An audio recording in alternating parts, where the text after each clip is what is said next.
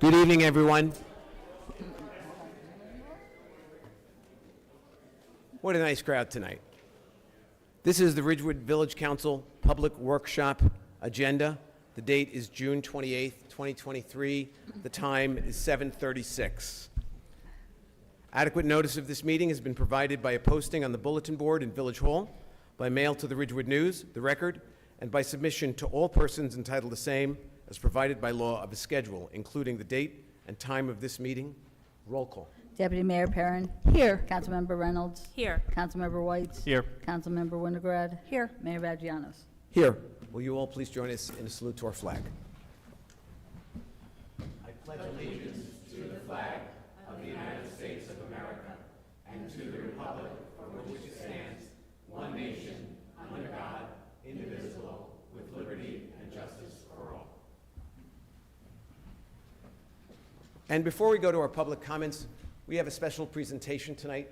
You know, I think I'd like the entire dais to come join us in the well. Matt, Heather, will you join us? Even the attorney? Even the attorney. Especially. Some of us don't think attorneys are so bad.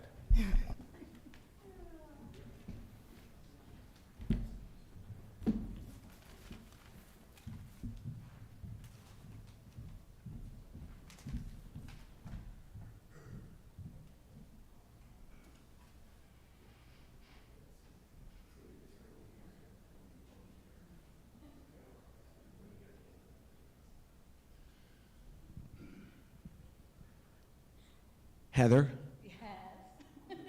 we are so happy to be here with you tonight. This is a very special night for all of us. You see a lot of people here that you've worked with, that you've helped along the way, that you've guided, that you've made sure that everything runs smoothly and on time.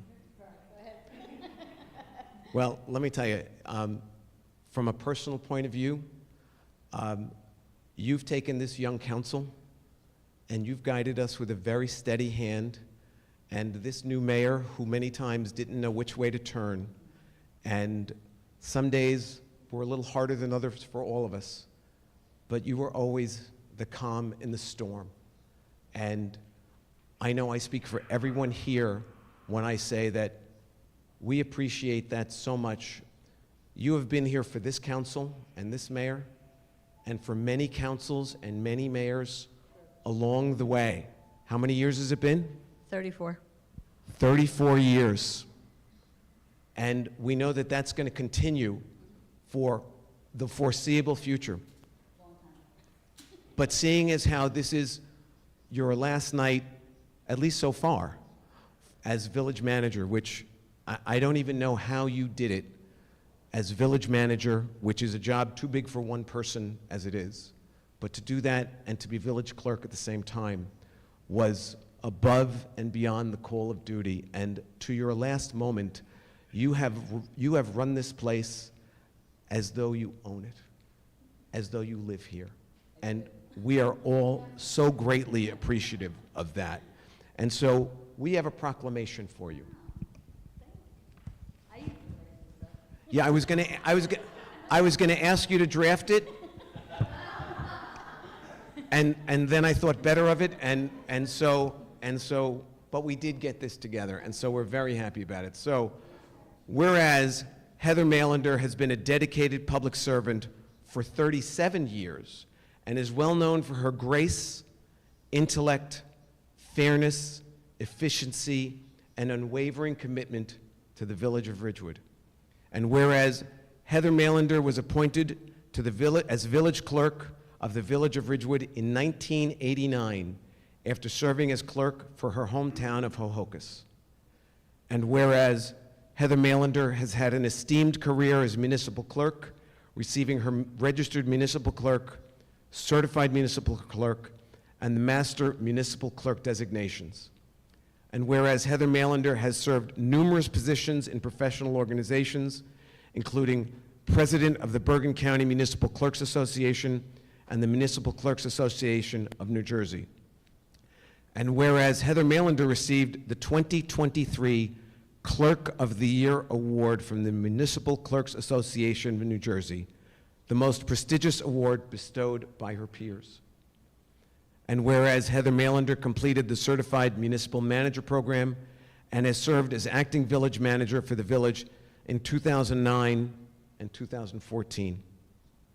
And whereas Heather Mailander was appointed village manager in 2017 and has served tirelessly for the last almost 7 years in this capacity as Ridgewood's chief executive officer and managed the daily operations of the village while still performing the duties of the municipal clerk. Don't know how you did that. Whereas in her capacity as village manager, Ms. Mailander's dedication was evident when faced with the COVID-19 pandemic. She kept village offices running to serve the community and put in unprecedented hours, coordinating village services and employees to best protect all members of the community. And whereas Heather Mailander and her husband Steve have been married for 35 years and have raised 3 wonderful sons, Bradley, Alexander, and Christopher. And whereas Heather Mailander has stated she sleeps in Hillsdale, which is her home, but lives in Ridgewood. She knows the character of the village and works hard to preserve its status as a premier community in the state of New Jersey. Now, therefore, be it resolved that the Village Council of the Village of Ridgewood gratefully acknowledges Heather Mailander's outstanding service to the Village of Ridgewood as village manager and village clerk, and hereby recognizes her unwavering dedication to the Village of Ridgewood. Thank you so much.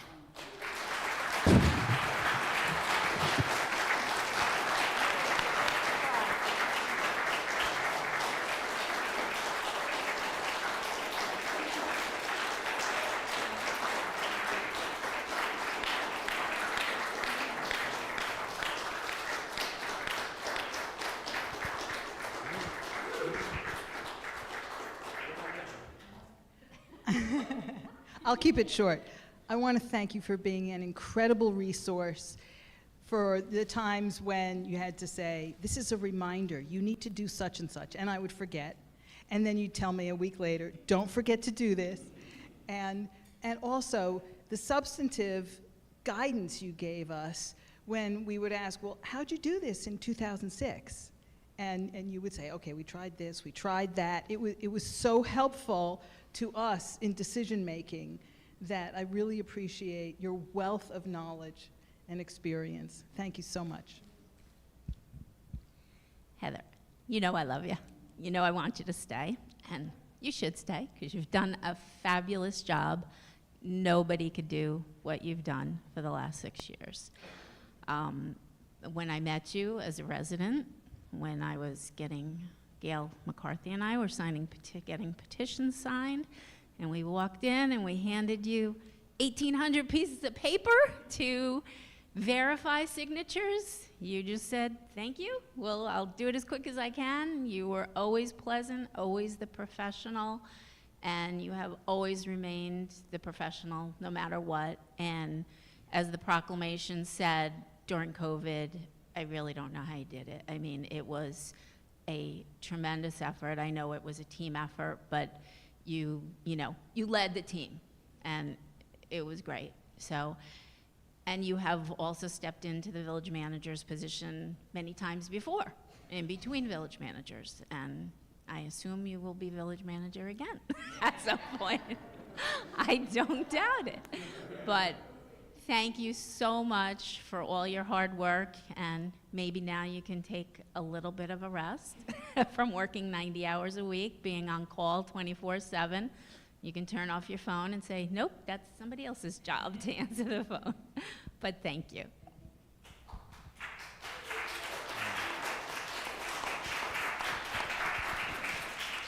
So Heather, it's only been 6 months for me, but I have to say in the 6 months I have just an incredible amount of respect for the amount of work that you do. I don't think until you're really on the dais or you really work in this building, you really can't appreciate how much effort goes into these meetings, how much effort really goes into running the village, and how much effort really you put out for that. It's the iceberg. You only see the tip when you come to these meetings. It's really the bulk of the work is done by Heather. I'm glad this is not goodbye. I'm glad you will be here. I think, you have fulfilled, at least in my view, I think the greatest thing you could say about a public servant, which is that you leave the place in a better spot than you found it. And so thank you on behalf of the entire village for that. Also being new, I want to thank you for being professional. I know it was probably very hard to onboard Evan and and I'm very grateful for the professionalism. And as I said, now I promise not to call the clerk's office before 9, so you're going to be much more rested. And I too echo what Lorraine said. I hope you get some well-deserved rest, and we'll see you on the clerk's side. And Heather, thank you so much for the years that I've been here and your guidance, your assistance, being able to work with you on all the projects and all the things that are meaningful to the village. I can say without question, without qualification, that your intent is always in the best interest of the village. And all the adjectives that are used in the proclamation, I'll restate them for the record. The fortunate part about this is that you're still here for the village, and we still get to work with you on a regular basis. And for that, I certainly feel a lot more comfortable, a lot more confident. So thank you, Heather.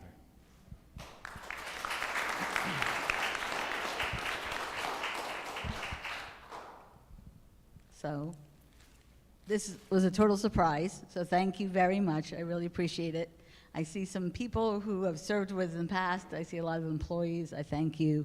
Yes, the COVID experience was a journey, and it was a group effort. But I am so blessed because I worked with great department directors and supervisors who are true professionals. And I think the new village manager is going to have it easy because they do such a great job. But I have enjoyed every day of this experience, and I'm very happy that I was able to serve as village manager for actually a little bit longer than most. It's usually a 3 to 5 year stint, and it's almost 7, so that's pretty good.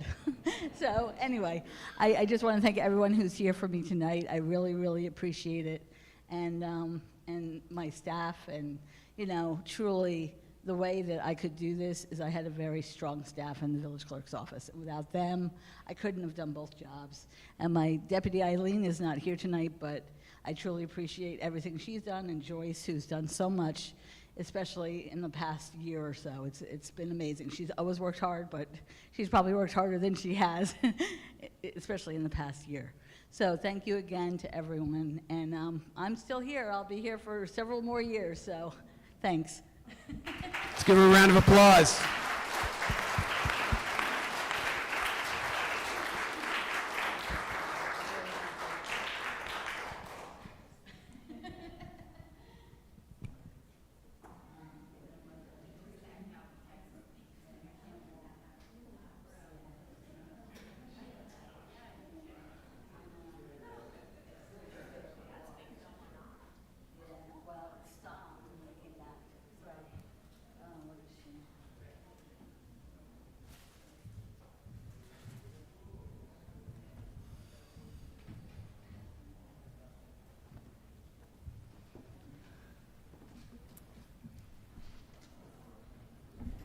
So really nice part about this is that while she's leaving, she'll be at every meeting after this in the same chair. So it may not look like it's changed that much. And with that, we will now go to public comments. But before we start, I just wanted to mention that we had a presentation from the historical preservation consultant.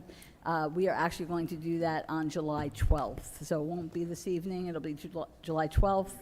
And the item on the special public meeting that pertained to that has also been removed for this evening.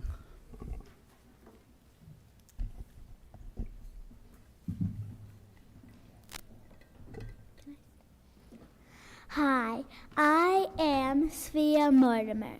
I live at 426 Van Buren Street. Every morning, I walk to Travell Elementary School with my sister and mom.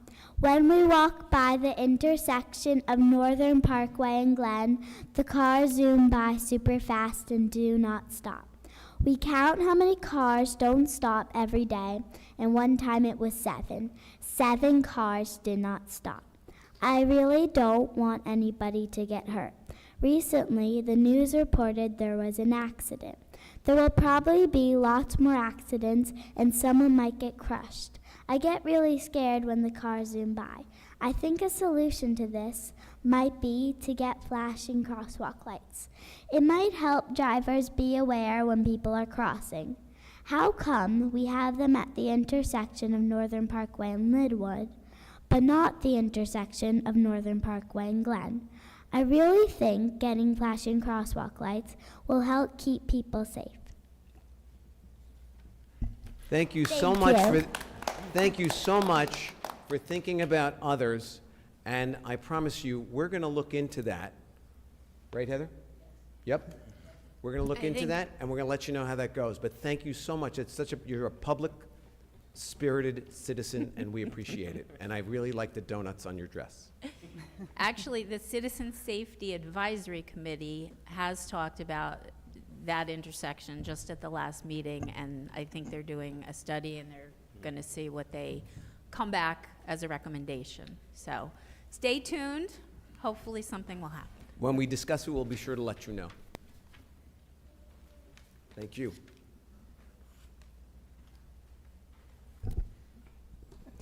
Hi, my name is Hyunju Kwak at 291 Highland Avenue. I'm speaking tonight in my personal capacity as a longtime resident of Ridgewood.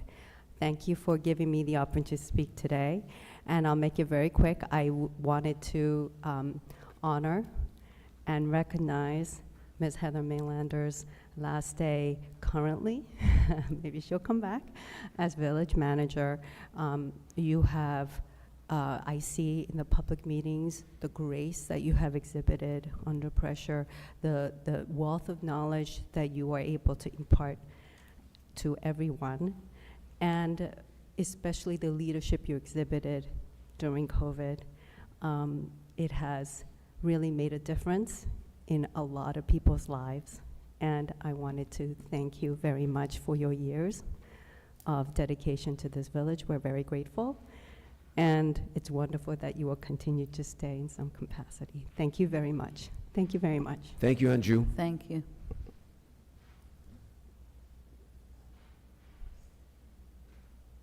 Anyone else?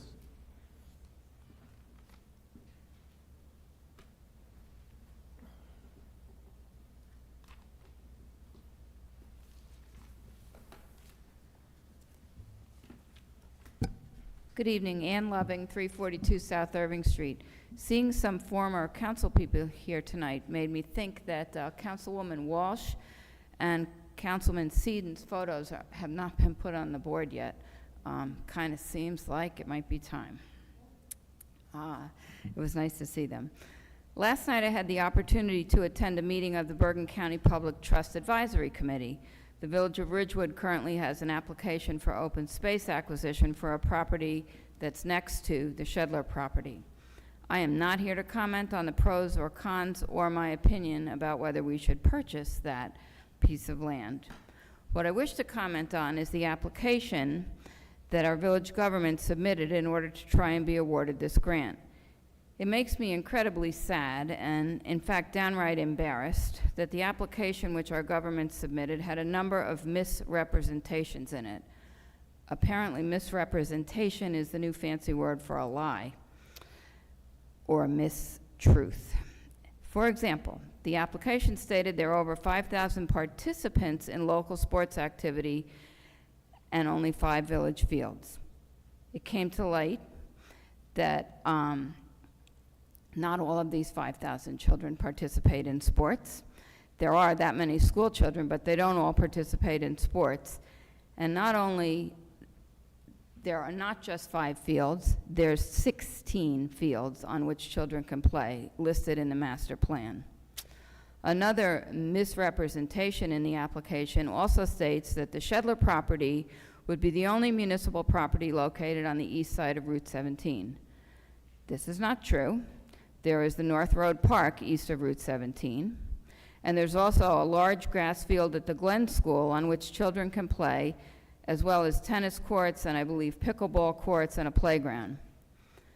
Time does not permit me to list all of the misrepresentations that were in print in the application that our government submitted for this grant. Getting a grant is a competitive process. It is not right that we should submit an application that's not accurate.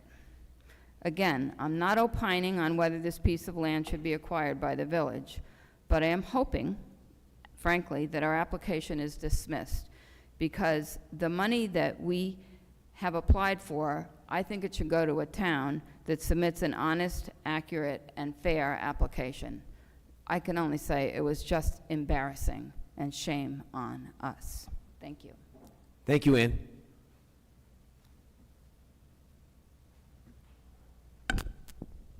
Jacqueline Home, 30 Carriage Lane. I'd like to add to what Ms. Ann Loving just said. It was an embarrassment to be in a meeting and see an application, 105 pages, containing more errors and omissions, I apologize, errors and omissions, more errors and omissions other than the truth. So my question, I'm not going to read again the errors and omissions. There's an email that I think should be circulated to the public. Anyone listening, you can Oprah the email. You can ask Ken Alicio, Executive Director of Bergen County Open Trust Fund, for a copy.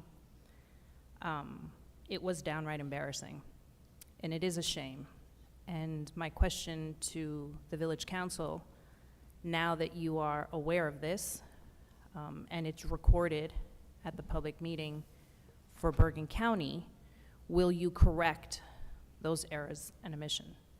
Will you go back and give them the correct number of sports participants, the correct number of fields?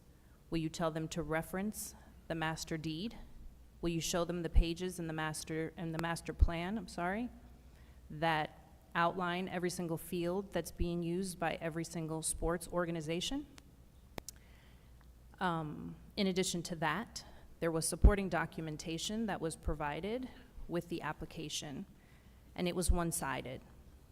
The supporting documentation that was given was of those that are in favor of the acquisition.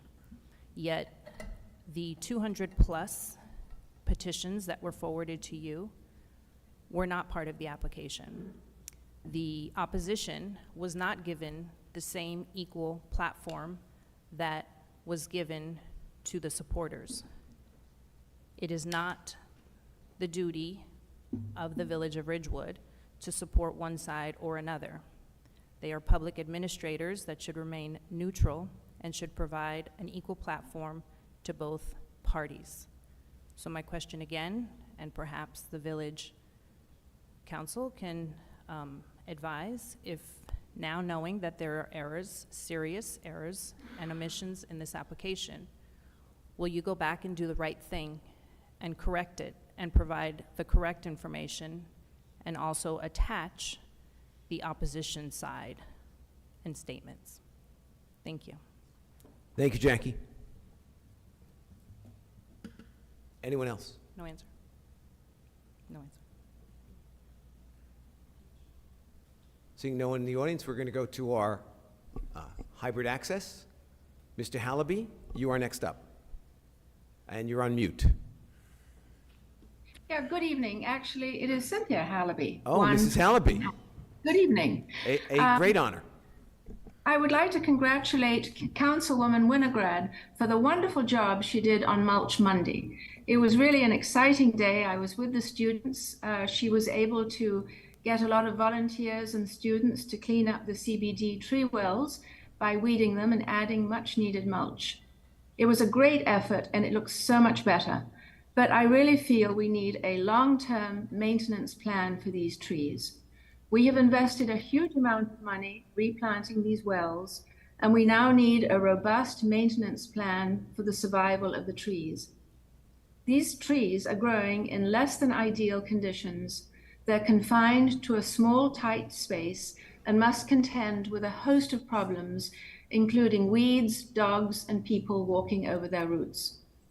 Just as with any gardening and planting project, these trees need constant care.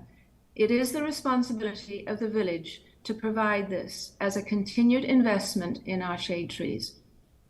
At present, I believe there's an ordinance which states that landlords must be responsible for the tree well maintenance, and I feel this should be changed.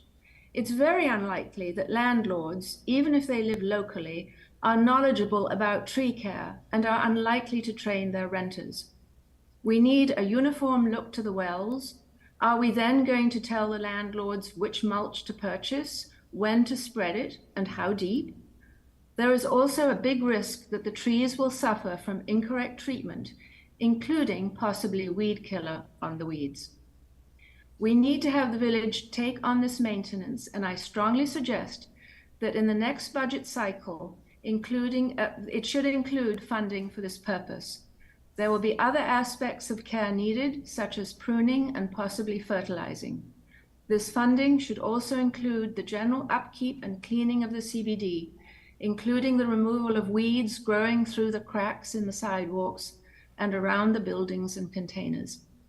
So I thank you for all the work that you are doing to improve our community in so many ways. The last 6 months have been amazing. But recently, your work in removing the parking meter posts, the new garbage cans, the Project Pride containers, and now the tree wells, you have given us a much more attractive downtown. So I thank you. Thank you. Good night. Thank you, Cynthia. Seeing no one else, by all means. Hi, Fretra De Silva, 521 West Saddle River Road, Ridgewood. I was inspired actually by the prior speaker because I took a walk, a nature walk in the on the Shetler property that was organized by, I'm not sure whom, but consistently around that area, the trees are actually being starved. They're being smothered. I'm not sure what terminology you're supposed to use, but there's a lot of ground or earth or dirt that's been gathered up around their roots, and it's really killing them. There was a naturalist that was there, and she showed how it was dying from the top because their roots were being smothered.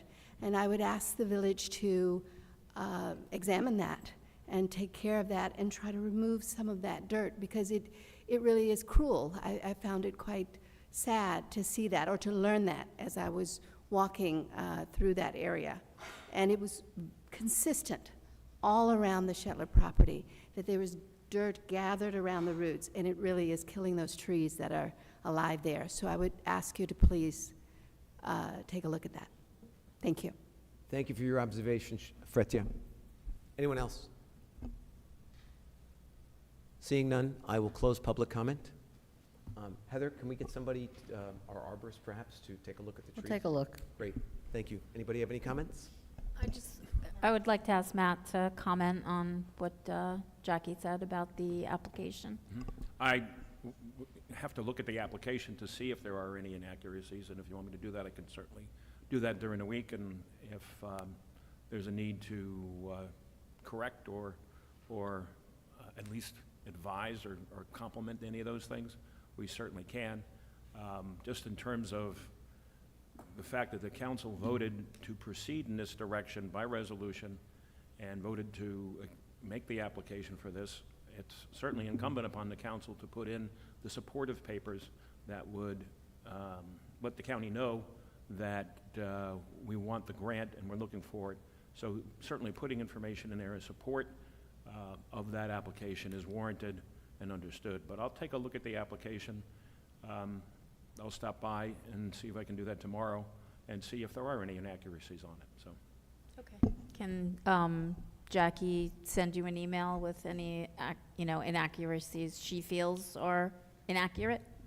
Did she? I didn't see it. No, I said can she? Oh, okay. Is that okay? Yeah, sure, certainly. Would that be helpful? That certainly would be helpful. Sure. Okay. Thank you, Matt. Thanks, Lorraine.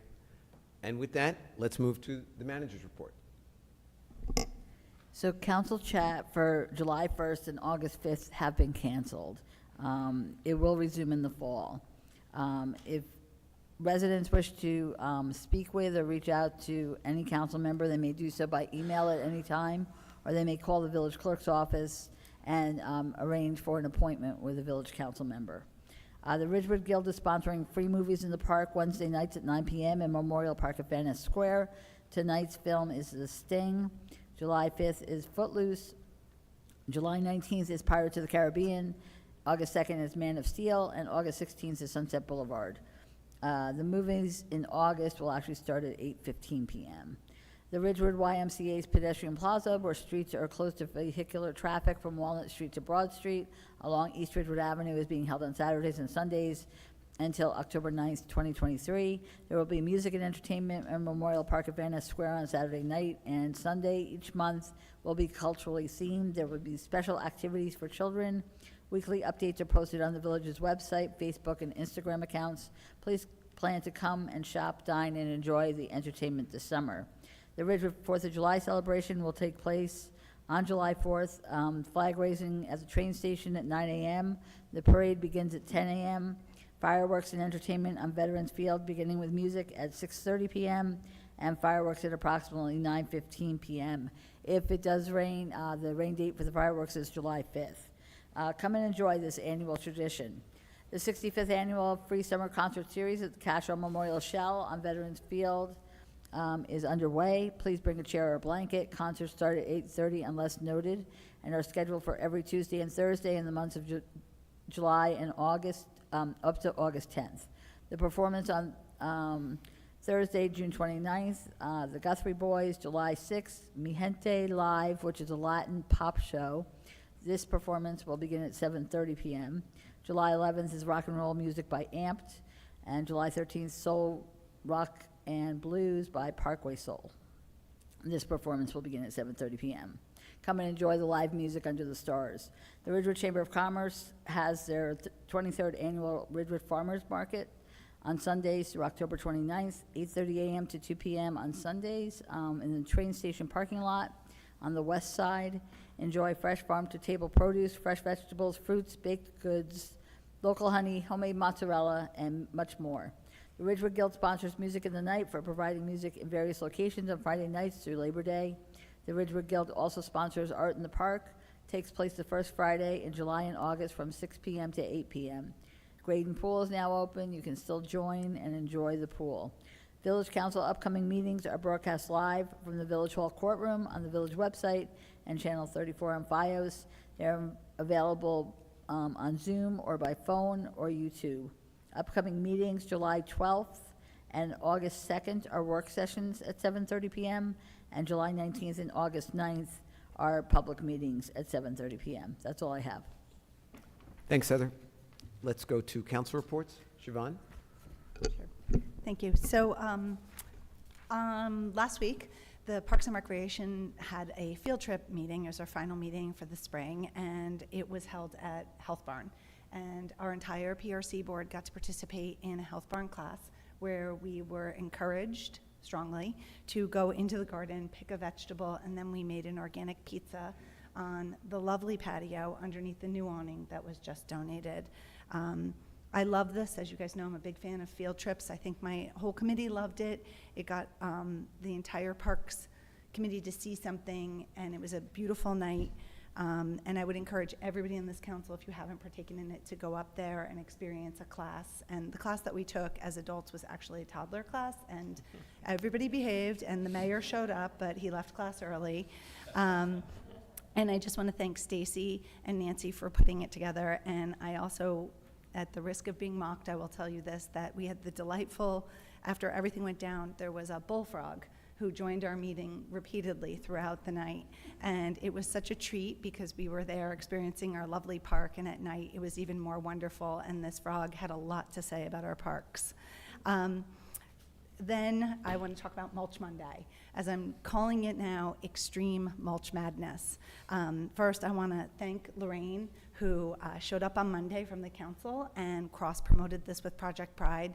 We've been talking a lot up here about how there's synergies between our committees, and Shade Tree helped Pride, and Lorraine's Pride Committee really helped on Monday. We had everybody from all ages, ranging from 8th grade to 80-year-olds, weeding, mulching, and participating. And it was a massive effort. I don't say this lightly. I was sore and physically exhausted, and the weather added to the extremeness. We had to cancel due to massive rainstorms. But perhaps the biggest shout out goes to the Shade Tree Commission who was there, and to Adam Brown, who offered his professional services, his staff, and really made things happen. Our town looks much better, not because my committee worked on it, but it looks much better, and our trees are much more well cared for. And I did make everybody on this council go and see them. They look beautiful. Our town looks historic and charming, and these trees really, because of the extreme weather, are going to be more viable. I also want to let the council know that this discussion of maintenance of the trees needs to be discussed. And while the Shade Tree got it done, I think, and I think several other people from the conversation, we need to talk about how to do this better and more organized, because we are incredibly reliant on volunteers, and I'm not really cut out for this every year. So again, thank you to Project Pride, Lorraine, the full council, and everybody who made it happen. And if you get the chance, added to the charm is that today, the early 4th of July chairs went out. So our town really looks great. Then today, I met with the STEPS program, which is the program for special needs children who are 18 to 21, and they're located in town. And they are, again, from the access side, now that we have housing for our special needs community, we're really looking for viable employment. And one of the most beautiful things is that the STEPS students watched us mulch, and they're in for the next round. So if you haven't experienced STEPS and you don't know about it, we would encourage you to learn about it. It's a great program through the Board of Ed. And if you are a local business or a charity and you are looking for viable resources to help, STEPS is a wonderful connection to make. And that's it. Thanks, Siobhan. Evan? Great, I can be somewhat quick. So first, library, the annual summer reading program is on. Raffle prizes have been donated by local merchants. The more you read, the better the chance you have of winning. So please look into that. Also really happy to tell you that a lot of capital improvements are going on with the library. New roof will be going up, and there's some new plantings outside that should look very nice in the next couple of weeks when they start to come through. Additionally, the July 4th committee is working incredibly hard to make sure that that goes off really well next week. I've been just so impressed by the dedication of the volunteers. The entire village, network of employees is supporting it. What all of you can do besides show up and cheer is 50-50 tickets. Obviously they rely heavily on outside funding. Would encourage you, a bunch of our merchants in the town are selling 50-50 tickets, and really encourage everyone to take part in that so they can continue to fund a big chunk of the July 4th parade through those 50-50 tickets. Also had a conversation, I guess, actually we did call each other with Boyd, who brought to my attention, I think, a really valid point around June 19th. We did not do anything in the village this year for June 19th, and we need to. There's a little bit of confusion because the state holiday falls on the third Friday in the month. The federal holiday falls actually on June 19th. We were closed here in the village on the Friday before the federal holiday on the 19th. I think it's a new holiday, so nobody really knows exactly what to do yet, but these are all reasons. They are not excuses. I've been talking with Paul and hopefully with some other folks about making June 19th a municipal holiday here in Ridgewood. I think we need to observe it, and we need to figure out what an appropriate celebration, an appropriate observance of that holiday looks like. And I'm hoping, for some ideas. You can email, I think, any one of us, but I think it's something that we really need to get ahead of and start thinking about now, so next year we can do the right thing and really show that holiday the respect and the reverence that it really deserves. Finally, had the opportunity to spend some time at the downtown pedestrian plaza this weekend. Just wonderful. Would encourage all of you to not just go, but to bring friends. Really had a great crowd last weekend, and I'm hoping to see that continue through the rest of the summer and into the fall. Thanks, Evan. Lorraine? Thank you, Paul. Just real quick, because I saw an advertisement for the 4th of July. I actually got it in the mail. Yeah. And it said 50-50 raffle tickets at Parkwood Deli, and that was the only place it listed. So do you know what other places are I know selling? Daily Treat is selling. I don't know off the top of my head the other ones, but I know Okay. Daily Treat at a minimum. Okay. I don't know if I break any rules. If you email me, I'm happy to hook you Okay. up. But Because I was surprised yeah. that only one was listed, and it wasn't a downtown place. Okay, just, All right, so the Citizen Safety Advisory Committee met on June 15th. Union Street has been a topic of conversation for the last several meetings. People are going one way, the wrong way. So recently, the signal department did put 5 signs there combination of one-way signs, no left turns, and no right turns in an effort to make sure that everybody knows it's a one-way and which direction it is. So hopefully that has helped. Someone reported that the mural project for the pedestrian tunnel underneath the railroad is going to require a substantial rehabilitation before the mural can be painted, and the estimated cost for the rehab is $50,000. So that's a lot of money. So they have to figure out where that's going to come from. West Glen Avenue sidewalks, the engineering department hopefully will be back to present some plans in July. Heather, do you know if that's? That's the plan. Okay. Okay. We don't know which date, though. Well, it would be on the work session, and Okay. that would be the 12th. The 12th. Okay. So hopefully, if anybody's interested in West Glen sidewalks, take a look at the agenda on the 12th and come on in if it's on there. I had requested that they concentrate in the area by S Hill. That is the area where the crosswalks are so wide and that both sides of the street don't have any sidewalks. So they were going to come with ideas to possibly make the crosswalks narrower, possibly put a no left turn at the bottom of S Hill. So we'll hear about that hopefully in July. The chairman, Charlie DeMarco, went back through his notes and noted that the Citizen Safety Advisory Committee had been talking about sidewalks on West Glen since 2015. So it has been a long time. Long-term street parking on North Walnut has become a problem for many residents between Linwood and Maston Place. A lot of employees are parking there early in the morning and just leaving their cars all day, and it's caused a lot of issues for residents. So a poll in the neighborhood is going to be taken to see how residents would feel about no parking on one side of the street and a maximum of 2-hour parking when you do park. So that will be talked about probably in September. The engineering department was given a list of 90 to 100 locations where site triangle issues were reported. Each location will be physically evaluated and a letter will be sent to the affected property owner. Engineering department expects to get about 10 locations, 10 letters out per week, so it'll probably take the summer, but they will get to all of the locations.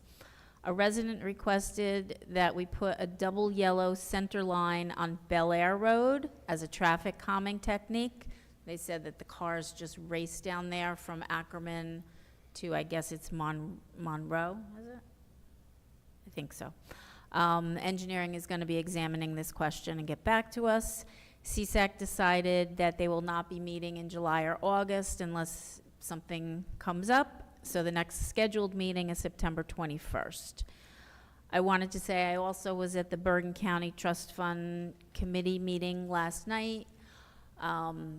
It's amazing what this committee does. They've been in existence for 25 years, and they have given out millions and millions of dollars for free in grant money. So it's just a wonderful, wonderful committee. And many residents showed up. It was nice to see that people are getting involved, and I don't think any decision is going to be made for a few months.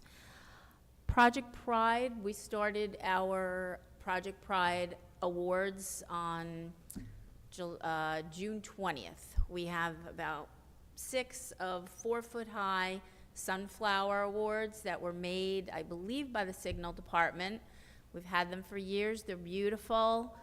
The Project Pride Committee nominates houses that they think, have gone above and beyond in the front yard. We obviously don't go into people's backyards. And we are choosing 6 houses every 2 weeks to give these awards. The awards come with, this year for the first time, a $25 gift certificate to either a restaurant or store in the downtown. All the gift certificates have been donated, so I thank any of the businesses downtown that have donated. That's wonderful. I just want to say one thing. So we gave out 6 awards last Monday, and I noticed that one of the houses, they took the award. The award is gone. I don't know whether it was stolen, the people took it out, whatever. I've tried to get in contact with them. They have not responded.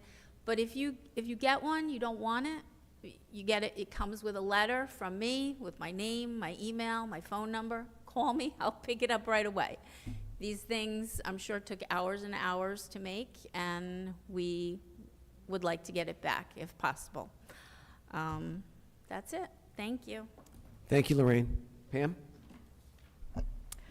Well, my committees haven't actually met since our last village council meeting, but we do have coming up on Friday a showing of a video inspection of the stormwater pipes from Hope Street down to the Hohokus Brook, and that will be this Friday morning at 8:30 in the caucus room right across the hallway here, and that's for the neighbors of Hope Street and also the Resiliency Committee of Green Ridgewood, and other people are welcome to join us. I did want to tell you some of the specifics about what's going on in the pedestrian plaza, because this weekend is just going to be so exciting. We start at 8 a.m. with Tai Chi in the park. 10:30, there's kids' arts and crafts. 11:45, Treat Me Sweet. We'll have a cookie competition with Evan Weitz as the judge. And at 1 o'clock, It's a great Blue gig. Plate Blue Plate Special will play 1 to 3 o'clock in the afternoon. That's a well-known, wonderful group from Ridgewood. And at 2 o'clock, the Arthur Murray Studio will give a group swing dance class. And that should be really fun. And then 3:30 down at the Bowtie Cinemas, the Great Linguini will be back. And he brought a crowd last time. He's a lot of fun. And then at 7:30, we have the Curiosity Shop, which is a dance band in the park. On Sunday, we'll have yoga at 8 a.m. And at, Heather did mention that the farmer's market is on at 8:30 to 2 o'clock. The kids' activity on Sunday will be 10 to 1 p.m. That's Zigzag Braids, and also the Galapagos Puppet Theater, which many of you may know. That's a local professional puppeteer group. They are going on at 11 to 11:45 with their puppet show. And at noon, Art of Motion will be presenting the patriotic piece Stars and Stripes by George Balanchine. And at 5 to 7 o'clock, we have Jackie and the Boomers, another dance band in the park. So these are weather permitting, and so I'm praying for good weather because it'll be a great weekend and a wonderful way to celebrate the 4th. That's all I have. Thank you, Pam. And I want to comment on the committee that I'm sitting on at this moment. Many of you don't realize how much time and effort council people put in for as essentially volunteer positions. Siobhan has adopted the Central Business District as her own, and today she was haranguing me that I must take pictures of the beautiful tree wells that she and her team mulched. Bear in mind, I'm in the Central Business District every single day. She sees things that are invisible to me, taking out the empty meter heads, the trash cans that were, once she pointed out to me what bad shape they were in, I couldn't unsee it. Lorraine, who, give her any gardening project, mulching, or anything, it's really just evidence. If you've ever driven by her house, she may have the most beautiful garden in town. And as far as her work on CSAC, this is something that she believes in down to her soul. Safety, safety, safety. And I'm always impressed with that. Evan has always got great insights and is looking at things that, again, so many of us miss. I mean, I know he was working with Boyd and talking about Juneteenth, and he called me and said, we got to fix this. We got to get this done right. And Pam, I can't even begin to tell you the hours that she has put in on the pedestrian plaza. She is, I won't say she's tireless, because so many times I see her, she's exhausted. But she is always there. She's always working on this. Will you please join me in giving a big round of applause to this council, because they're just working so hard. And the only reason that Siobhan took a shot at me about the Parks and Rec dinner was because the pizza that I made was clearly better than the one that she made. So envy is a terrible thing. And with that, we will move on to the Eagle Scout project by Jason Gronert. Jason, won't you come up and tell us about what you have in mind? You could go up to the podium if you want. That'd be great. Wherever you're comfortable. You can go to the podium or you can sit here. Whichever you prefer. Yeah. Just make sure your mic is on. If you, yeah, there you go. Good. No. Hello? Now you Hello? got it. Good. Right. Hello, my name is Jason Groner, and I am a part of Troop 5 here in Ridgewood. I'm working on my Eagle project. So firstly, I contacted the Ridgewood Social Services Association, and they said the biggest help I could provide was by painting the outside of the building. So my plan would be first power washing and making sure the outside's clean. Then we would color match the existing paint, which we'll be using latex outdoor paint.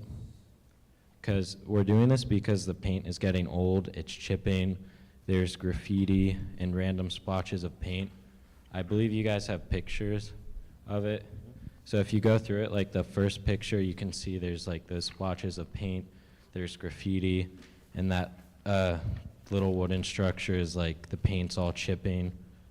So we'll make sure also, if you go to page 3, we'll make sure to paint the window trims when needed. But also, this building, the social services building, is connected to the train station, and there's an archway and it connects to the train station. We would not be able to like paint the whole train station in the archway because that wouldn't be in scope of the project. But we would paint the back on the 4th page. We'll paint the back and also the small archway that's included on the back. And yeah, I'm presenting this today because I believe you guys need to approve it because it's a historic building. And as a Boy Scout, I have a time limit. I can't complete this project and become an Eagle Scout past my 18th birthday. Mm-hmm. So this is like a priority of mine so I can become an Eagle Scout When do you turn 18? next April. So, Wow. and senior year is pretty busy, so I'm trying to get started as quick as possible so I can work on this and get it out of the way.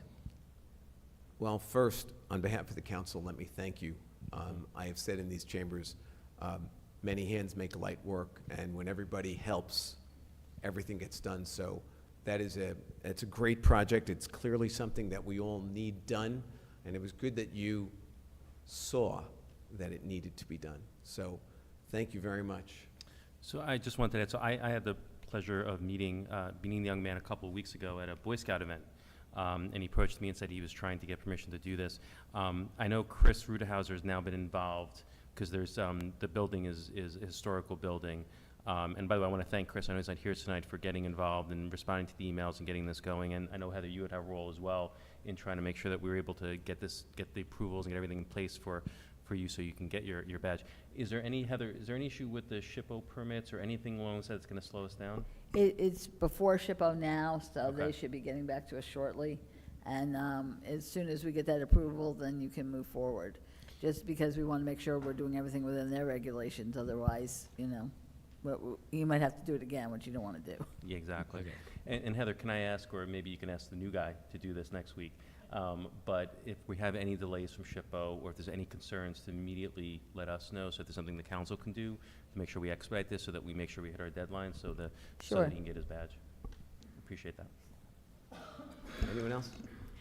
Yeah, I'm looking at the last page, and there's that structure that has the sign on it, says reserved parking. I don't know if that's part of the building or an addition. Will you be painting that as well?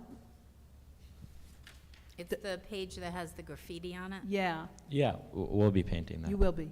Great. I would love to see that graffiti disappear. Right. Yeah. Thank you. So I just have a question. I mean, this is a great project. My son's an Eagle Scout. I know how difficult it is to reach and attain the Eagle Scout. And even once you do it, there's so much paperwork afterwards before they, actually award you the Eagle Scout. But not to put a wrench in this, but just question, did they request it to be the same color because of I don't know. I'm a color person. I'd like to see a pop of color. It has to be historic colors. does have- yes. well- And it has to be, that would be the easiest, would be the same color. We did a crosswalk once up there, and later found out that that was not in keeping with their colors, and we had to redo the whole crosswalk. Oh, okay. So, That was my only question. As long as you go into the trouble of painting it, maybe we should put an exciting look to it. But if you have to paint it the same color, that's fine. Thanks. I just want to say, I love it. I think it's great. It's much needed. Social services is a place where people come, and sometimes they're in a time of need, so it's nice. It's going to be more dignified and clean. And if you're looking for donations, I know all of us would make one. Just email us. And as Evan said, the State Historic Preservation Office can slow you down. So keep on it, keep at it. And I also, too, wish you luck in your senior year, and I hope this is a good summer project for you. I have a mom of a rising senior, so. Thank you. And I have a question, Heather. If he's painting it the same color, does it need SHPO approval? it does. Naturally, just Yeah. checking, just checking. I just want to say that, yeah, I know, that, so many people who are not in scouting think that becoming an Eagle Scout is, pretty much pro forma. I was a scout for many years. I was a camp counselor at a scout camp. I rose to the level of Star Scout, which is one level below where Jason is today. He's a Life Scout. So this is not something that many scouts attain. So we wish you lots of luck, and we will offer you whatever support we can. Jason, thank you so much for stepping up on this one. Thank you. We're all set.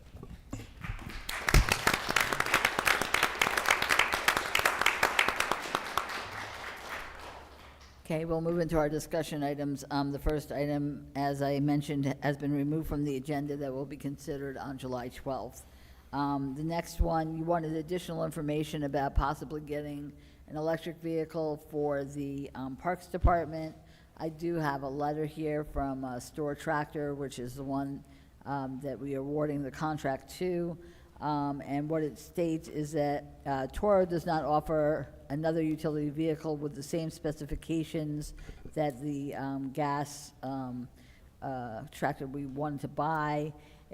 The one that we want to buy has a 1,250-pound load capacity, four-wheel drive, and front and rear differential lock. The only vehicle that Toro currently offers in an EV is the Lithium GTX, powered by lithium-ion batteries, but does not offer four-wheel drive or any differential locking ability. Has a load capacity of only 800 pounds. Toro is moving towards creating EV versions of its entire line, but this will most likely be years down the road. I do have Matt Andrula here. I thought, yes, in case you have any questions, he can explain more about how this vehicle will be used if you need to know that. Matt, why don't you come up and just let them know? He's the superintendent of our Parks Department, Parks and Shade Tree. Hello. Hi, Matt. Hey, Matt. Hi, good evening, Mayor and Council. So as requested, I took a look at what Toro offered in the world of electric vehicles. Just speak more into the microphone. Thanks. The electric vehicle that they do offer, it's not a full-size electric vehicle. it would probably be something that would be used in a lighter capacity. As our rep said, the electric version has a capacity of 800 pounds, where the full-size one offers a capacity of 1,250 pounds. It also is not four-wheel drive. I mean, we would use it for parks, shade tree. We do a lot of work in places like Grove Park, Maple Park, where four-wheel drive comes in handy. Lockers come in handy. I also did some research on other companies that do offer electric vehicles. Polaris offers what's known as the Ranger EV.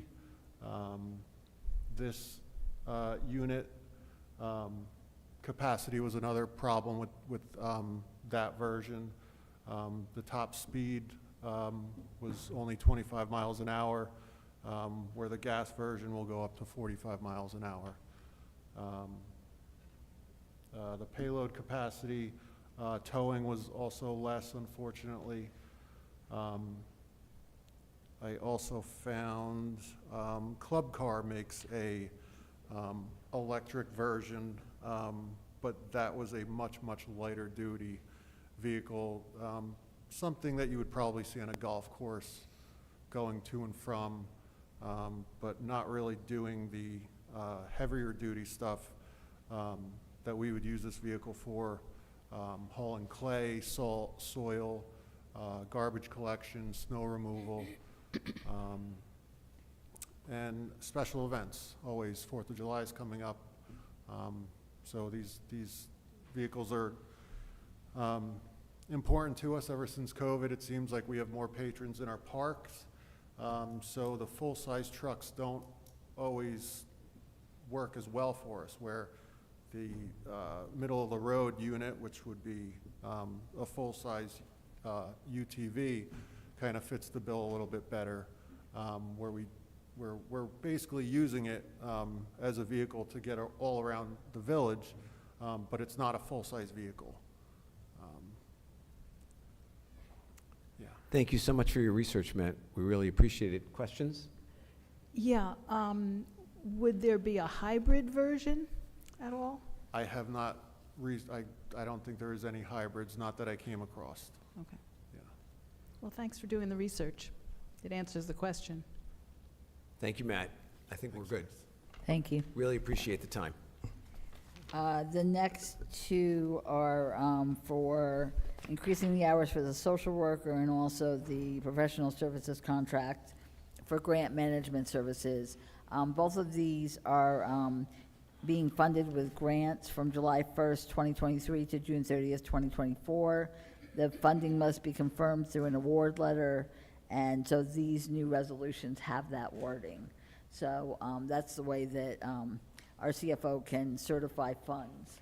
So we had to rescind the previous ones, and these are the new ones. The next item is about Bowler Engineering.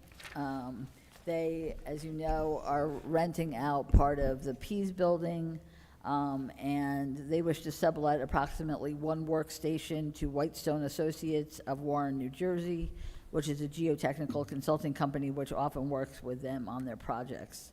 This sublet must be approved by resolution of the village council and then signed by the mayor and village clerk. So I don't know if you had any questions. I did. I was Okay. just surprised that it was in their lease that they were allowed to sublet. You know, can you give me an idea of what they're paying versus what the whole lease is? Matt, probably. We He could- worked on it. I know. We could find out what the amount of payment is, and it's a workstation. Mm-hmm. And they're following the letter of the lease, which requires our consent to be able to do this, so. Right. I was um, surprised it was in the lease, I mean, in the first place. Well, most commercial leases, I would say, allow for either a subletting or or an assignment or something like that. It was one of the highly negotiated terms that we had with them during the course of the negotiations with Bowler. Oh, so they probably knew that they had intentions, I think possibly. you can, yeah, you could see that they knew that, they knew they might do that, but the relationship doesn't change. Bowler is still the main tenant, they're still responsible, and because there's no change in that, we now have a subtenant. If there's a problem, there could also be a secondary party that might be involved. So we're still in the same position that we were before. It's just that Bowler now has somebody that they're subletting to. And it's somebody that they work with. It's a geotechnical firm. Bowler is a national engineering firm, and Whitestone is a geotech firm that does work for them and is their kind of a sub-consultant on a lot of their projects, so.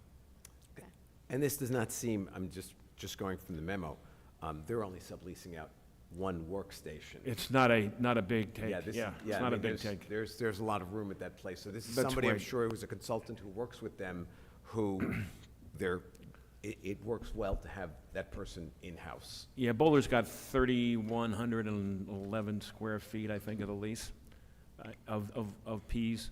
A workstation is not necessarily a big space, so this is, it's not a big take, and that's why I was saying they are following the letter of the lease and getting our approval to make sure that this is done properly. Thanks, Matt. Okay, the next item is, the fire department has found a cooperative purchasing organization that would assist them with the acquisition of a new ambulance. So the village will join Buy Board National Purchasing Cooperative.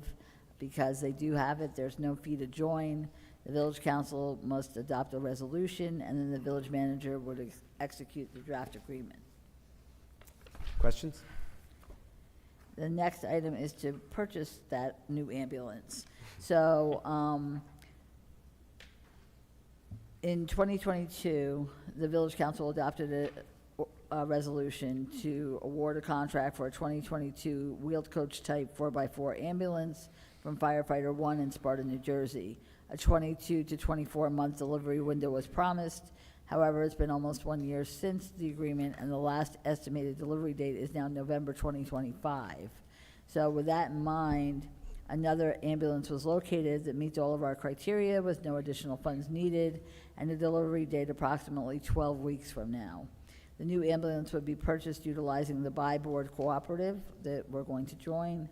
So it's awarding a contract to purchase this ambulance under Buy Board Cooperative from J. Yurik's Emergency Equipment and Ambulance Sales of Shepton, Pennsylvania, and the funding is still available from the 2022 capital budget account. And it's $3,000 less. Yeah, I think that's right. He said it was about the same, so I guess it's maybe a little less.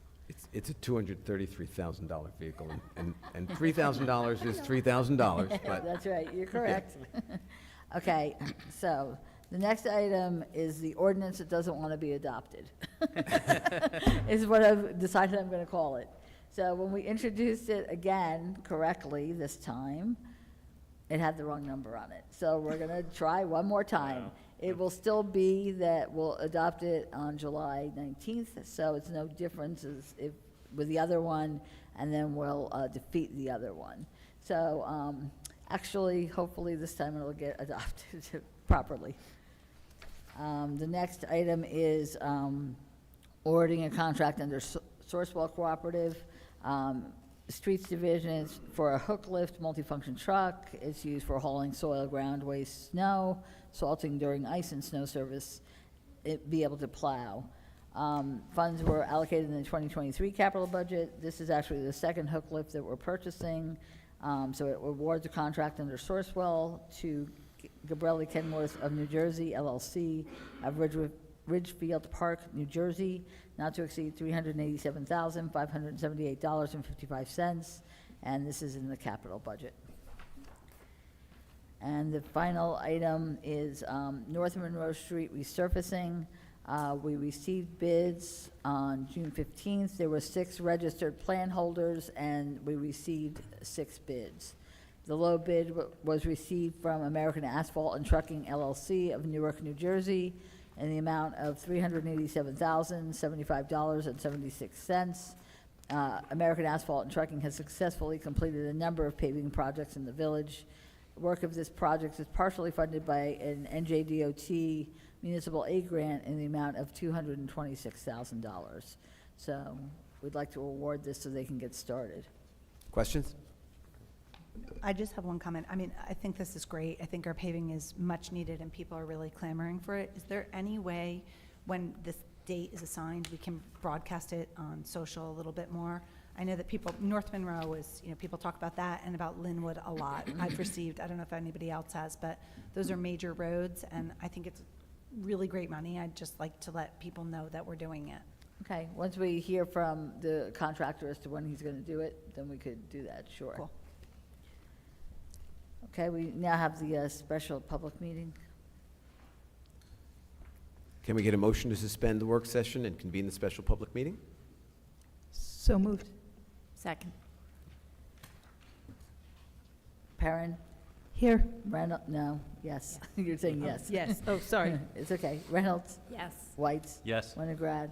Yes. And Vagianos? Yes.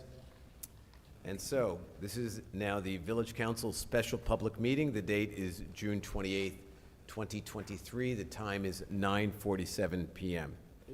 8. Excuse me, 8:47 p.m. It only feels like 9:47.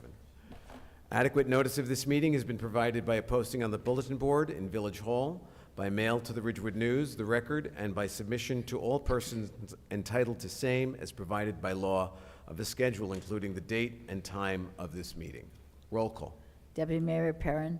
Here. Councilmember Reynolds? Here. Councilmember Whites? Here. Councilmember Winograd? Here. And Mayor Vagianos? Here. I move the first reading of ordinance 3961. Second.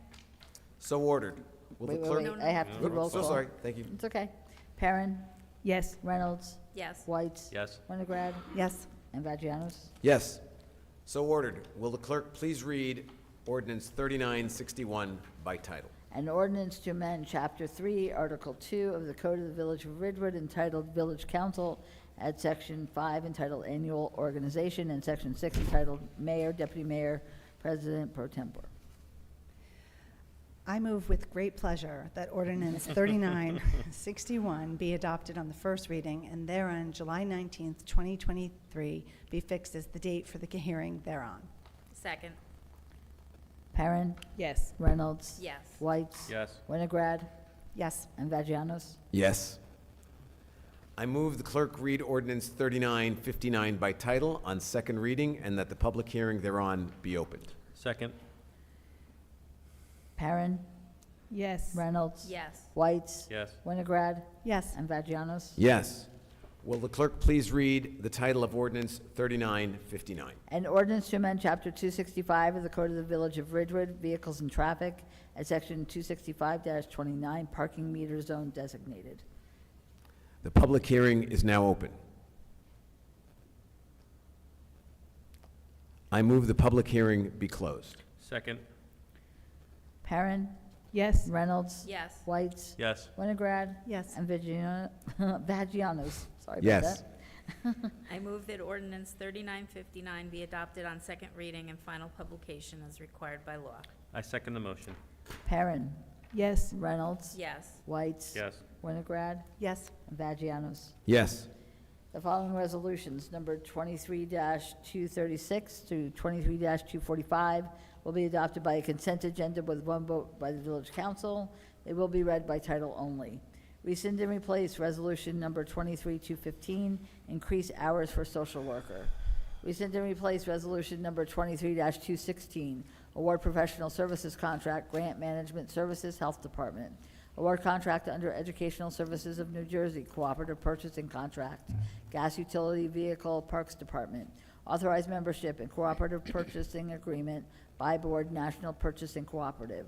Rescind and replace Resolution Number 22-286, award contract under by Board National Purchasing Cooperative, 2023 Osage Ambulance. Authorize execution of sublease to Bowler Engineering, New Jersey's lease, Pease Building. Authorize Eagle Scout project, improvement to social services building at Ridgewood Train Station. Award contract under Sourcewell Cooperative Purchasing Contract, hook lift multifunction truck, Streets Division. Title 59 approval, resurfacing of North Monroe Street, award of contract, resurfacing of North Monroe Street. May I have a motion? So moved. I second. Okay. Perrin, Yes. Reynolds. Yes. Whites. Yes. Winograd. Yes. And Vagianos. Yes. May I have a motion to adjourn this meeting And reconvene. and reconvene our public work session? Thank you. So moved. May I have a second? Give me a shot. Oh, second. All in favor? Aye. Aye. Anyone opposed? Okay. So we now have Bob Rooney, our Chief Financial Officer, come up to present the first quarter financial statements. Is this going to be up anywhere? No. Did you bring magnifying I was just glasses for thinking- us? I got the big one. Yeah, mine's bigger than yours. No, it's not.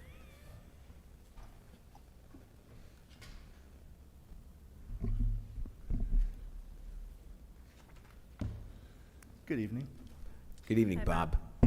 So the first set of financial statements for the year includes the revenue expenditures as of April 30th, because I wait till after the budget's adopted, so I have something to compare to. The second, and they're up front of the handouts that you have, are the unaudited balance sheets for the various funds. So I'll go through them high level. Stop me at any time if you have any questions, and then we'll see if we can get a better understanding of the financial results of the village. Bob, when you're talking, if you could do page numbers when you're, so I we gotta can get follow. I gotta get a magnifying glass for that. Okay, page 1. So on the asset side of the current fund, the overall increase in assets was approximately 14%. That's primarily because of the timing of cash payments and because of the increase in deferred charges. On page 2, Whoa, I have a question. okay. What are the interfunds receivable?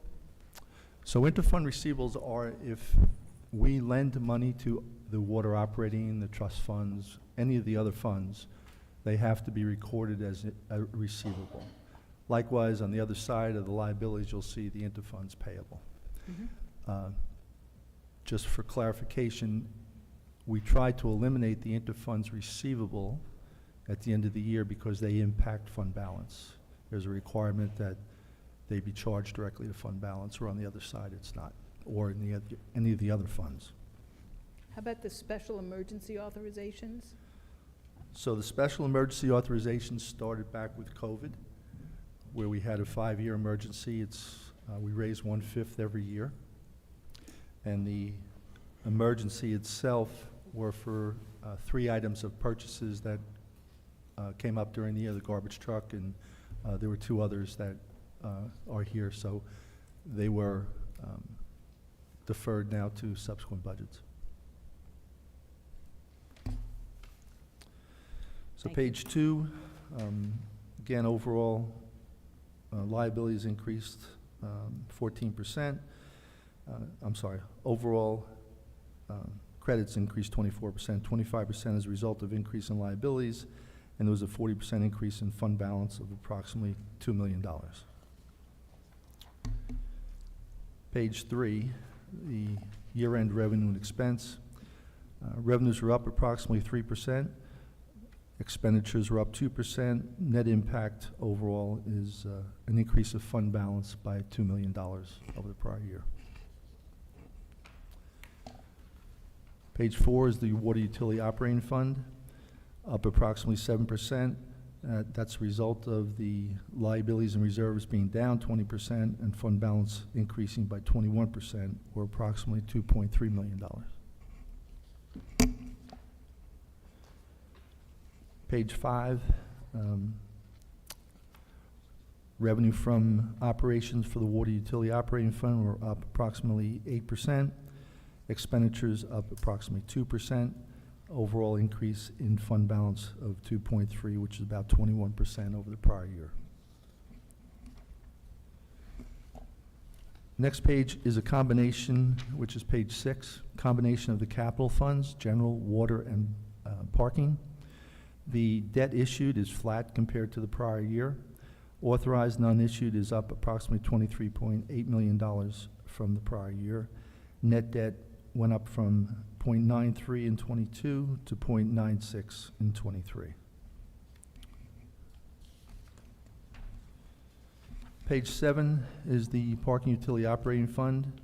Assets were down about 38%, primarily due to the payment of the emergency note of $711,000 to offset the liability side. Page 8, revenues are down 15%. That's a result of the inability to use $400,000 of capital surplus compared to the prior year. The overall decrease was approximately 9%. I'm sorry, 19%.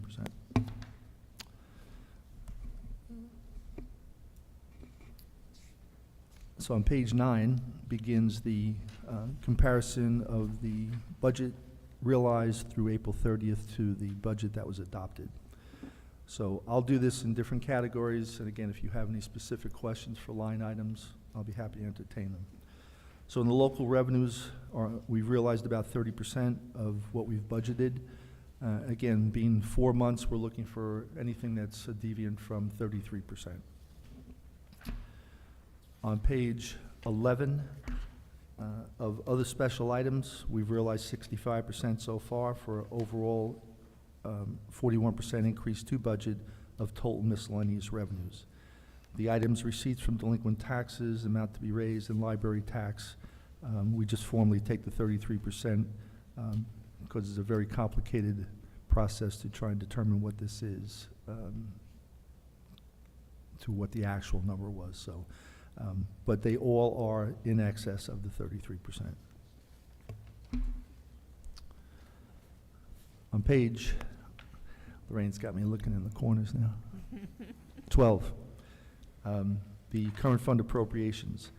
Because of the timing, most departments did not put encumbrances through because they didn't have the funds available till the budget was adopted. So in the June 30th comparison, you will see all the encumbrances posted. In addition, the allocations that we make between water and parking were not posted yet. We wait until the budget's adopted before we go through that process. So you will see the 6 months when we do the June 30th.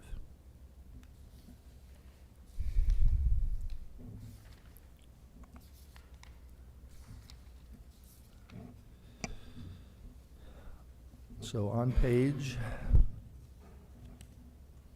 18, the total general appropriations within the caps.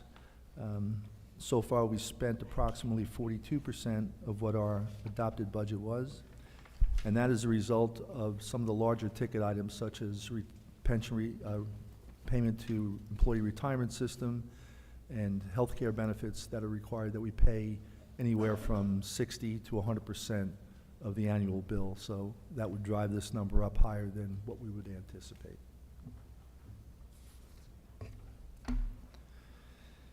And on page, I'm going to say the next page.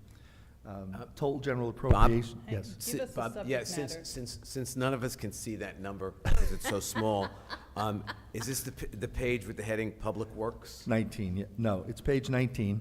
Yeah, but we can't see But the we number. we can't see the number. All right, so find page 20, which is larger, and then just go to. Can you just give us the first heading, because that's... Sure. It's. Oh, I see it. It's public and private programs offset by revenues. And I promise you, they will be larger than next time. I know you're trying to on. save money, but I think the print size doesn't make a difference. It's this one, I think. Wait, FCOA? Yep. Hold They on. all say FCOA. Oh, sorry. No, but Well, you're as right, Bob- it is... As Bob it is. said, 20 is larger. Yes, so 20. the page You find before 20, you can work your way back to 19. Hold on. It's 17. I got it. Public Okay. and private programs Wait. offset by revenues? Yes. Give me a Thank you. sec, give me a sec. Do you want me to find Keep it for you, going. Pam? Keep going. Got it. No, the one before that. Oh. So overall, bottom line, total general appropriations, we've spent through April 30th approximately 40% of our budget. And again, most of that is predicated on the large ticket items that had to be paid out 100%. Bob, on 45-920, payment of bond principal, why have we not paid any of the principal? It's all due on the due dates. Okay, Probably so it's a not. later due date. Yeah. Gotcha. All our debt service is made on time and not an issue. Okay. Page 20 is water utility fund revenues. So far, through April, we've realized approximately 29% of what our budgeted revenues were. We do have 3 categories that do not get billed until either in the third quarter. So, but all the rate increases, not rate increases, but all the collections on the current rate structures are in place, and they're doing just fine. On the appropriation side, again, there are some items that haven't been encumbered yet, so the spend there is only approximately 19% of what the adopted budget was. 22 is parking utility fund revenues. We've realized approximately 36% of what our budgeted revenues are. Our rate increase for to the $1.25 for all zones goes into effect this month, so at the end of the month we'll see the impact of that. And lastly, the appropriations for parking utility fund, we've spent approximately 23% of the adopted budget. I'll make my plea now. At the end of this week, I will have no parking enforcement officers. They've retired, or I shouldn't say retired, moved on to other jobs. So I'm looking to hire part-timers or full-timers. The advertisements have been posted, and we do have 2 candidates that we're in the process of interviewing, but I could still use more. Wait, can you say that again? We will have no parking enforcement So officer? as of June 30th, Brittany is moving on to other employment. We had hired a part-timer about 2 weeks ago who lasted 2 days. So now we're trying to continue. So you need 2, we normally have 2 people? Normal is 2 part-timers and 1 full-time, or 2 full-time and 1 part-time. I haven't had that in a while. I've been 1 part-time and 1 full-time. So, Do we still have a, I don't know what the maintenance enforcement officer, I don't know what the terminology is. Code enforcement officer. yes, that's for the building department, Okay. or Chris. No, I know it's different, I just wanted to Yeah, make those are sure. still in place. Okay. So Bob, what do we need to do to hire these folks? I assume they're budgeted. They are budgeted for. Right, And so- the police department has put out advertisements. I know Jay Chuck is bringing 2 to the table that they're talking to right now. Okay. It takes a little bit longer to bring them on board because of background investigations, because they're considered part of law enforcement. So hopefully we can get them moving forward and get them out on the streets. Yeah, I agree. I mean, that's, it's not good. We need to get folks in seat. So can I ask a question? So when they're gone, is there a default? Does it fall back to the police, or is it just no enforcement? The police can do it. Okay. They can do it. So Bob, I guess just 2 general comments. The first is, I know we're joking, but we really need to do something to make this a little more presentable. I apologize. It's really hard to kind of make sense of. I guess big picture, outside of the enforcement officers, big concerns on your part, anything we should be aware of? Are there any headlines here that we're missing? No, not yet, not to my knowledge. I mean, we've been working with those departments that, we've made the cuts to. I advised them yesterday at a staff meeting. They're all doing very well in trying to do that cost containment. So we just keep monitoring it, and, I am now approving I shouldn't say approving, I am reviewing all overtime that comes across the table and challenging those where need be. So the department directors are stepping to the plate. They're working out. And so to follow up on that, and I know that the big number here is 33% through April 30th.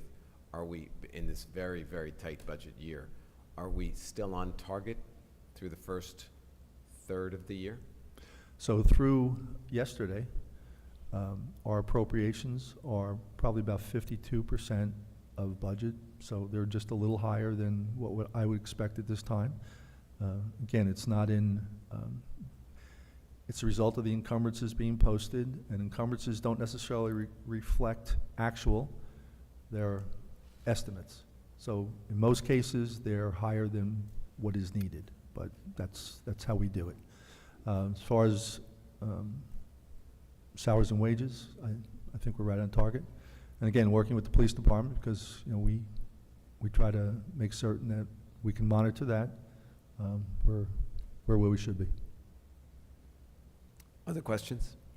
Just because it's on the agenda later, if we clear or when we clear the diversion, does all that money have to go to the debt, the bond debt for Habernickel and Shedler? Should it? Is it, or would any part of it be found for parks? Any money that, well, let me back up. It depends on contractual agreements and whether there was mention in a contract or state law that requires proceeds to go towards the payment of debt, then yes, it has to happen. So I'm not sure what is contained in the diversion agreements or what the state's requiring from us, but if it requires the application of proceeds, then it has to go towards the debt. It doesn't necessarily, it can get spread out over time. It doesn't have to be The Green Acres money that they're withholding was for Habernickel Park. debt. Okay, So, I would think it would have to go to that, but we can look into it. sure. I was just wondering if we could use half for the debt and then half for improvements, if we needed to. For capital. I'd have to see the Okay. agreements. When we clear it. I'm not going to say if, when. Other questions? Bob, thank you so much for keeping a close hold on the money that's going out, because as we've said, it's a very tight year, and I know that you are on top of it to make sure we don't get into. Thank you. We're halfway there. He's going to stay for the next two, just in case there are questions. Sure. We have two budget amendments. One is a grant for strengthening local public health capacity program for the health department. The funding will provide for communicable disease expenses. The amount of the grant is $406,046. This was not anticipated at the time of, it was awarded but not appropriated, and this permits the village to add the grant revenue and appropriation to the 2023 budget. The other one is also for a grant for youth leadership grant. This funding will provide for education and awareness programs on preventing alcohol and substance abuse. The amount of the grant is $4,620, and same thing, a budget amendment resolution permits the village to add grant revenue and appropriation to the 2023 budget. Any questions? Okay. Nope. Thanks, Bob. Thank you. Good night, Bob. Thank you, Bob. The next item is a memorandum of understanding. So the Bergen County Department of Health receives grant money to be the lead agency for offering services to local health departments. There is no fee for these services, but it's required, but it is a required service under the public health practice standards. The memorandum of understanding contains agreements for services regarding a comprehensive cancer control plan, New Jersey Cancer Education and Early Detection Program, tuberculosis control, and public health emergency preparedness program. So we're going to sign this MOU, and then the county will provide these services for us. The next item is the watering for the fall residential trees. As you recall, in 2022, in the fall, we planted 192 new residential trees throughout the village, and obviously it was a very dry spring. It's been a somewhat rainy June, certainly, and we'll see how the rest of the summer goes, and then to water through the early fall. So it will occur once per week, beginning in June through the end of October, 21 weekly sessions, and the watering source would include filling each gator bag fully for each tree. They received 3 quotes for this: Downs Tree Service of Hawthorne, New Jersey, is the lowest quote, and it's at $16,800. And the funding is in the capital budget. I'm going to recuse myself from this matter. Okay? These are residential trees, just so you know, Paul.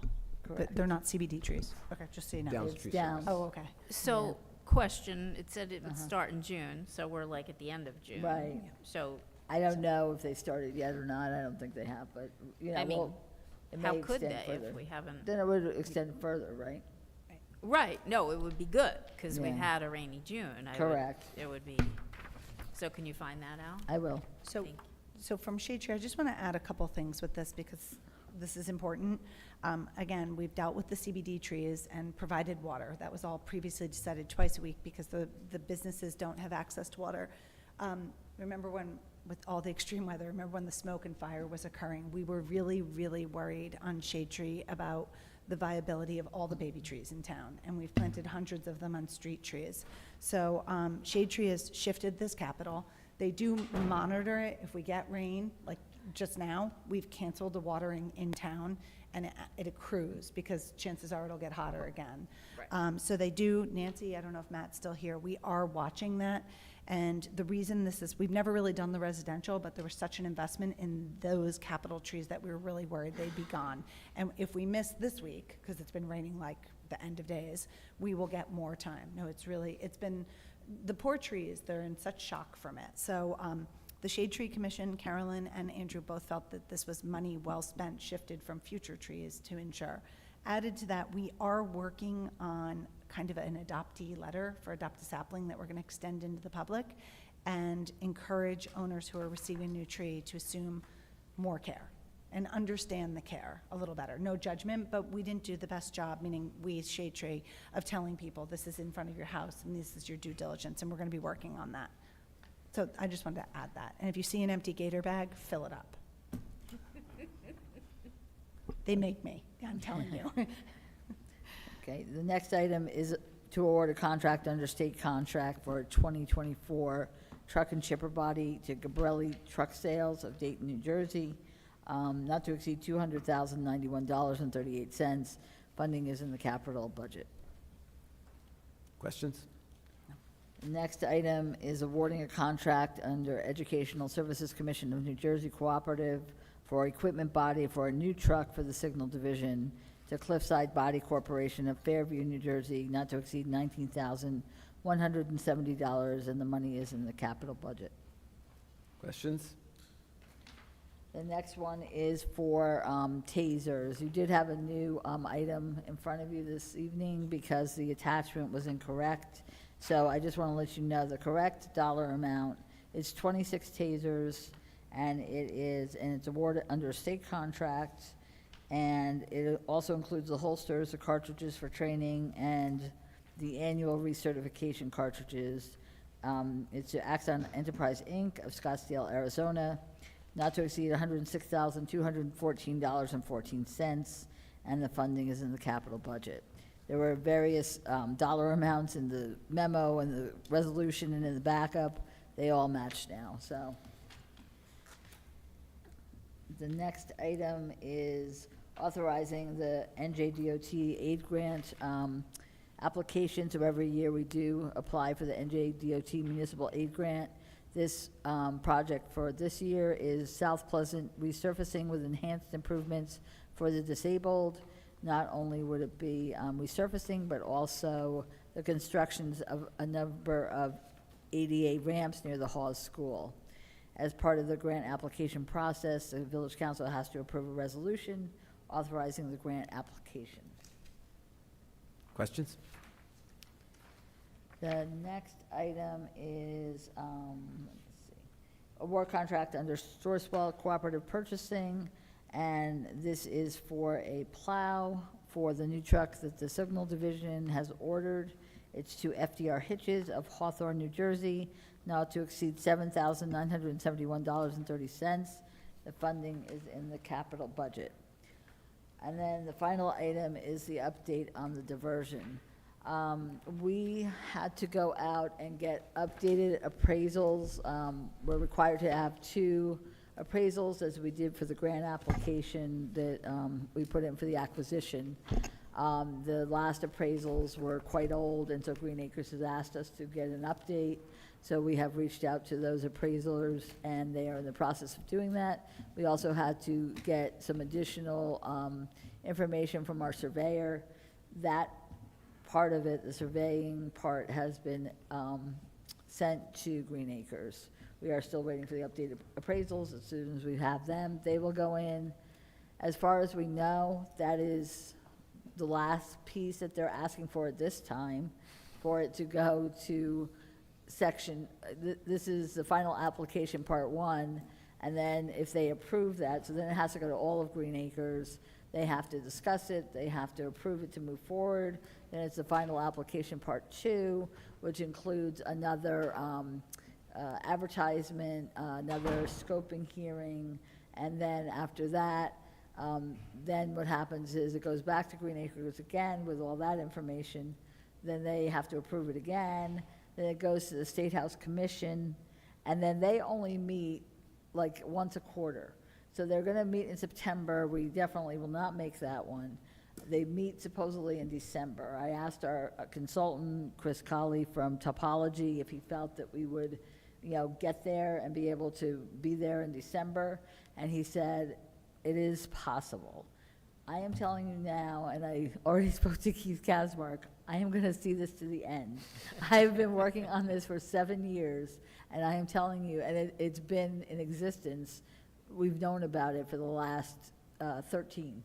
So, but it's made the most movement in these last 7 years, and I am going to see this to the end. And he's like, that's fine, because it's kind of complicated, but I'm hoping that we can get this before the State House Commission in December, in which case then we can move it forward and they can vote, and hopefully we'll get our money. We will have to place the playground, we'll have to do what we're doing, at Kings Pond, and then we'll move on from there.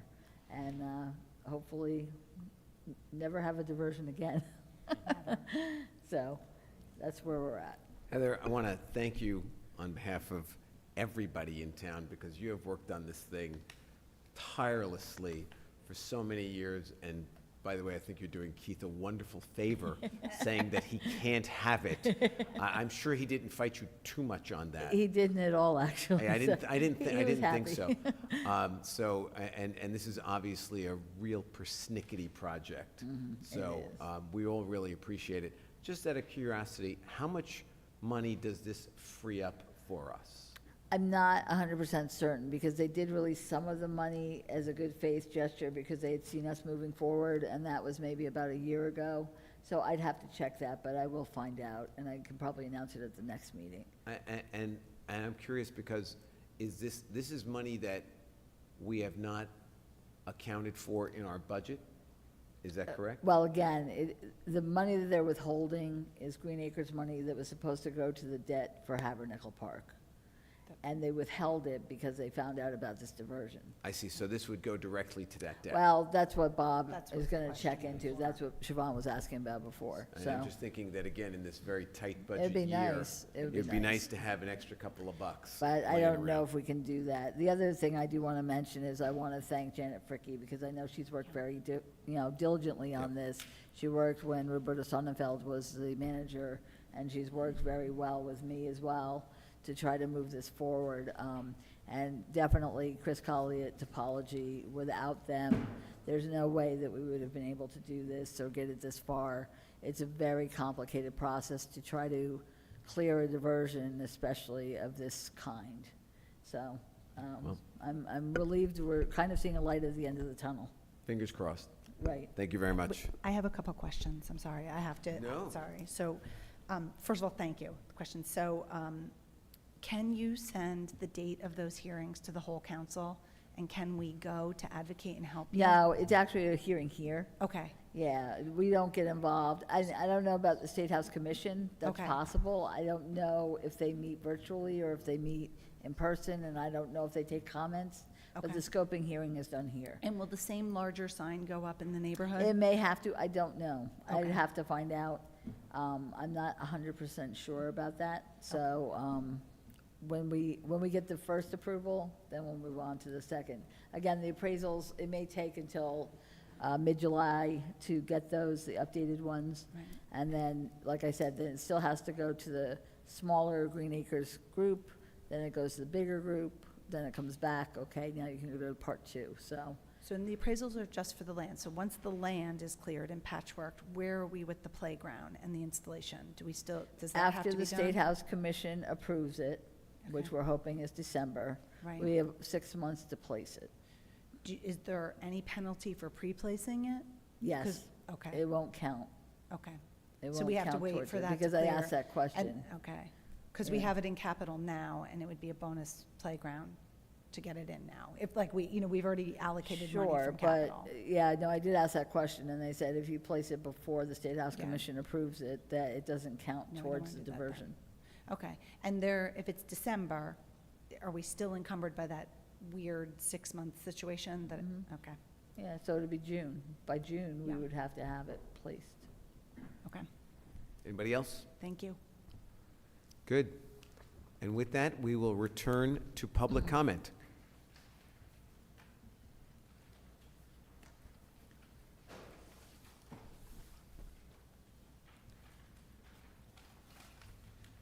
Bob Furman, 49 Clinton Avenue. I was very happy to see 3961 on the agenda today. It just seems like eons ago that the residents voted and better than a 2-to-1 count to move their elections from May to November. Is that microphone on?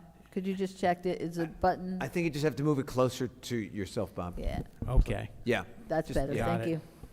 If you tilt it down, because you now moved back toward, closer to your mouth. Down. Down, down, down. There you go. down, Excellent. Down. Okay, got it.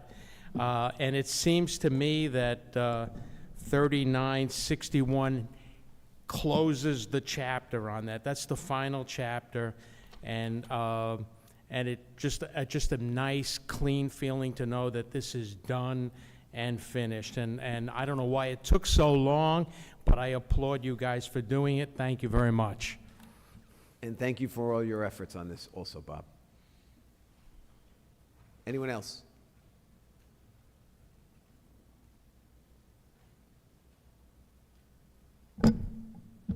Jacqueline Home, 30 Carriage Lane.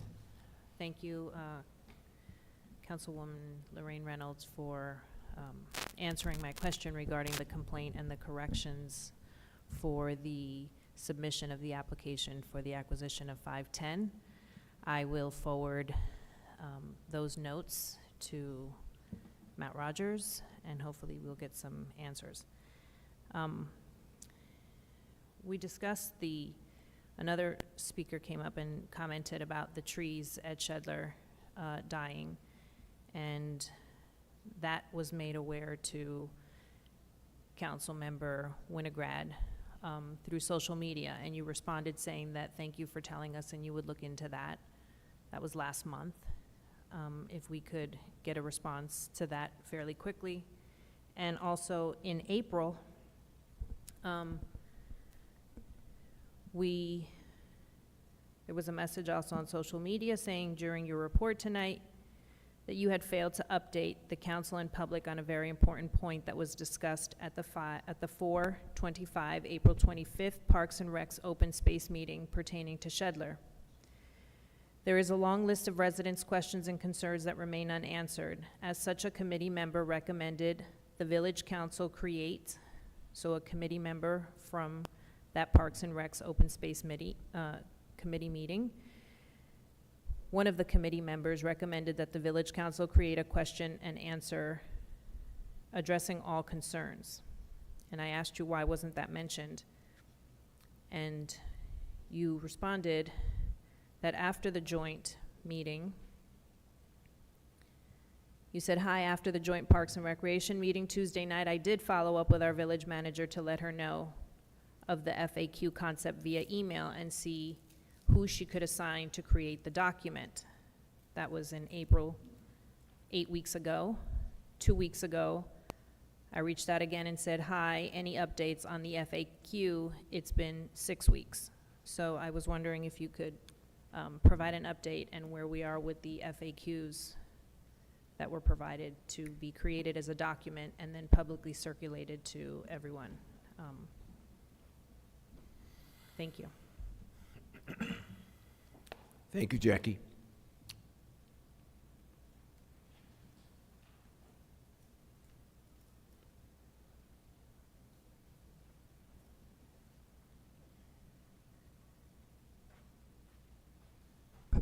Good evening, Mayor and Council. Boyd A. Loving, 342 South Irving Street. My wife asked me to let you know that in addition to the photos that she mentioned that were missing, Mayor Knudsen's photo is also among the missing on the wall over there. Heather Maylander, I'd like to say a few words about you. Very simple. 99% of the time that I pull into the parking lot at Village Hall, I see your car in the lot. Regardless of what day of the week or what time of the day it is, Heather's car is in the parking lot. I'd also like to say that Heather does not have a reserved parking spot. A manager who doesn't have a reserved parking spot, that speaks very highly of Heather. So thank you for your service, Heather. Looking forward to working with you as the village clerk, as well as the village manager again in the future sometime, I am sure. Mr. Weitz, thank you so much for bringing up about Juneteenth. You and I had a conversation about it. You know how disappointed I was in the village's response to that.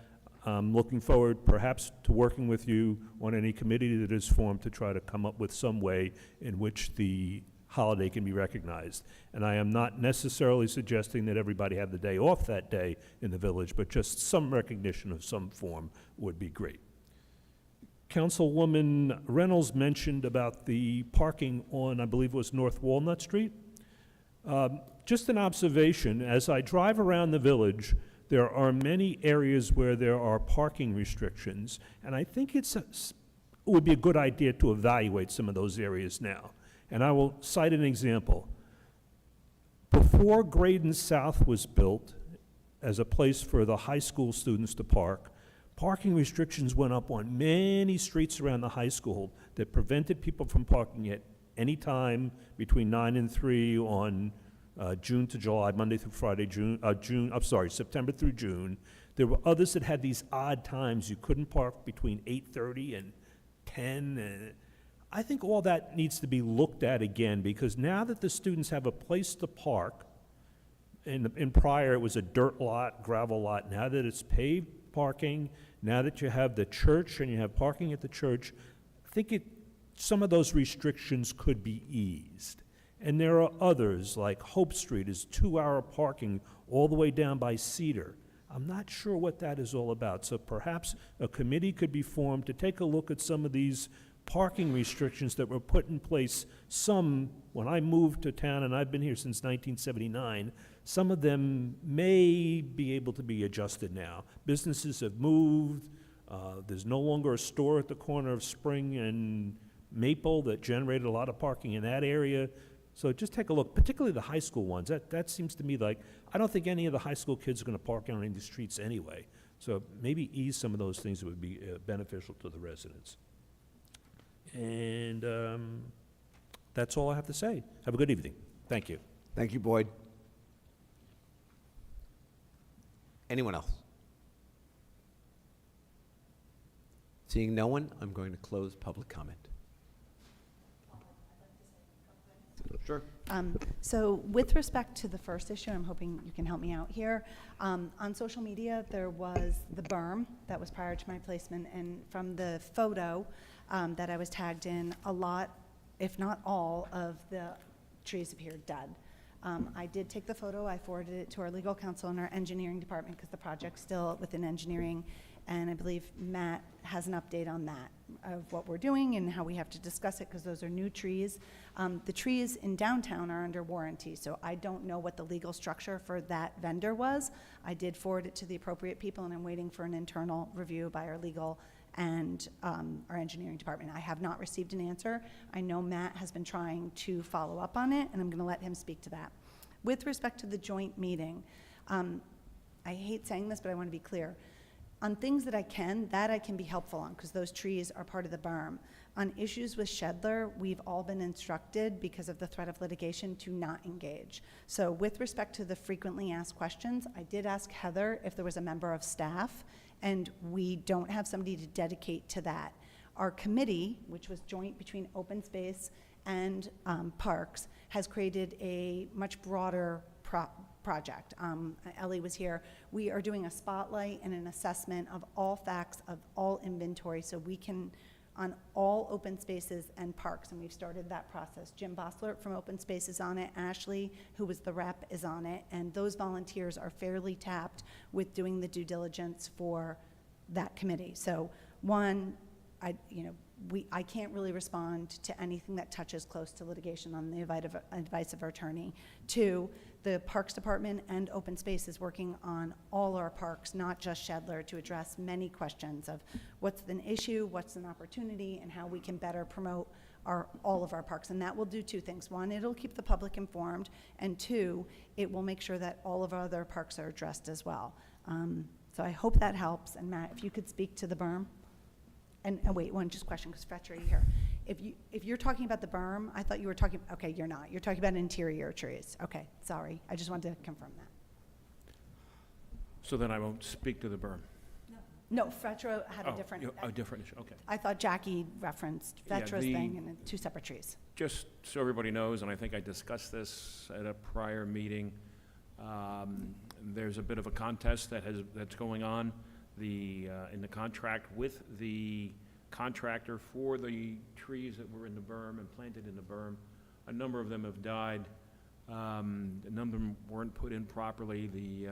Without going into detail, the contractor has invoked the arbitration clause, and we're beginning the process of that, although we are trying to meet to discuss this to see if there's a way to resolve it without having to go through that process. So absent that and the details of it, there'll be more to come out of it, because if there is a settlement or any type of resolution to it, it'll probably have to be brought before the council to be discussed and approved and signed off on.